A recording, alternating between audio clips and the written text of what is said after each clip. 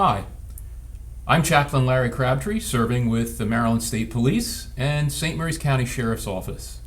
And I'm Chaplain Charlie Wharton with the St. Mary's County Sheriff's Office. Well, Charlie and I are glad to be back with you again today. We're going to start a brand new section of study or series. We're going to deal with some stress and its effects on mental health, emotional health, and how that's really important and significant in the life of law enforcement. So Charlie, it might be a good idea for us to start. What's the purpose for us doing this series? What are we trying to get out of this? Well, I think one of the important things that, maybe even one of the most underrated things that is in emergency services and especially law enforcement, is the emotional wear and tear that it has on people.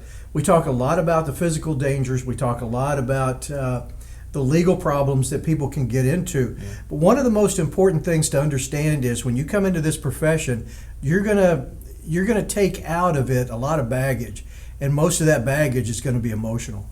Yeah. So I think it's a very relevant topic for anybody in law enforcement, any kind of helping career or service that's out there. So I think the best place for us to start, Charlie, is we've got to begin with some definitions. So if we're going to talk about stress, what are we talking about? Stress is emotional wear and tear. It's what goes on inside us when we confront things that are not necessarily positive. Now, when we talk about stress, there are two types of stress. There's good stress and there's bad stress. And we're going to spend the majority of the time talking about bad stress. But to be fair, when we talk about stress, there is a positive side to it. And probably the most notable is every morning when that alarm goes off, you feel stress. But it's a positive stress because if you don't get up, you're probably not going to get paid that day, and you definitely are going to be without a job. So those are some positive stressors that we have in our lives. Those are going to take care of themselves. That's not the issue. The problem is when it's that negative stress that comes into our minds and really into our hearts, into our souls. And there are really two types that we're going to talk about in this series. And the first one is cumulative stress, and that's the day-to-day issues that we face. It doesn't matter what job you're in. It doesn't even matter where you live, because those are those day-to-day stressors that we all are going to be around. The second type of stress really is a stress within, especially first responders, and that's critical incident stress. And that is a single event that has a tendency to overwhelm our normal coping mechanisms. And we're going to be spending some time talking about that as well. Yeah, and that's, again, I think this is incredibly relevant for law enforcement, for people in these helping professions, particularly, as we're going to discuss a little bit later, cumulative stress, this daily, the workplace stress that goes along. It's kind of unique. It is. And another word for cumulative stress, and a lot of people will use the word burnout. Yes. And yeah. Burnout doesn't necessarily come at a particular point in your career. You know, people typically think about burnout, it's going to be 15 or 20 years down the road. Burnout, cumulative stress, can come at any point, and it's very important to early on identify good coping skills to be able to work through it.